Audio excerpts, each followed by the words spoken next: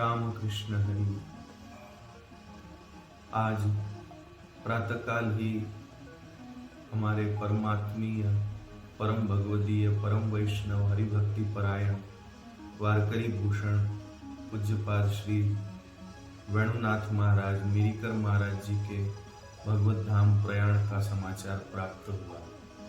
समाचार सुनकर एक बार तो सहसा विश्वास ही नहीं हुआ, लेकिन श्री भगवान की योजना, उनकी इच्छा तो हम सभी के लिए सदा स्वीकार्य है। यद्यपि हम सभी को यह सूचना आघात देने वाली है, लेकिन आज राधा अष्टमी के इस शुभ अवसर पर इस दास के हृदय में तो यही भाव आया कि श्री मीरीवाले महाराज जी ने अपने जीवन काल में जिन भक्ति महारानी की सेवा करी, उन भक्ति महारानी ने उनको श्री राधा रानी के चरणों में पहुंचा दिया।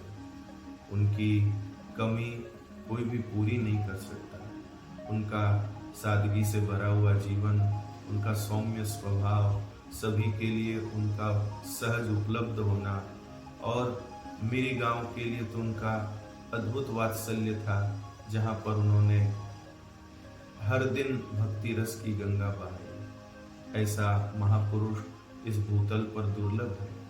श्री भगवान ने जरूर उनके लिए कुछ और विशेष कार्य विचारे हैं, तभी उनको अपने चरणों में बुला लिया।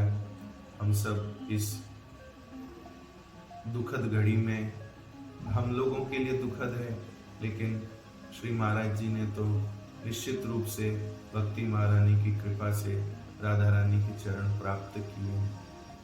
उनके जीवन के विषय में जितनी स्तुति की जाए उतनी कम है, लेकिन फिर भी उनके सभी परिवारजन, हम सब लोग, सभी हरिभक्त, सभी को अपने हृदय में धैर्य धारण करते हुए और उनकी प्रसन्नता जिसमें थी, ऐसे हरिनाम को अधिकाधिक लेना है, अधिकाधिक प्रेम से सत्संग आदि का आश्रय हम सब ने करना है।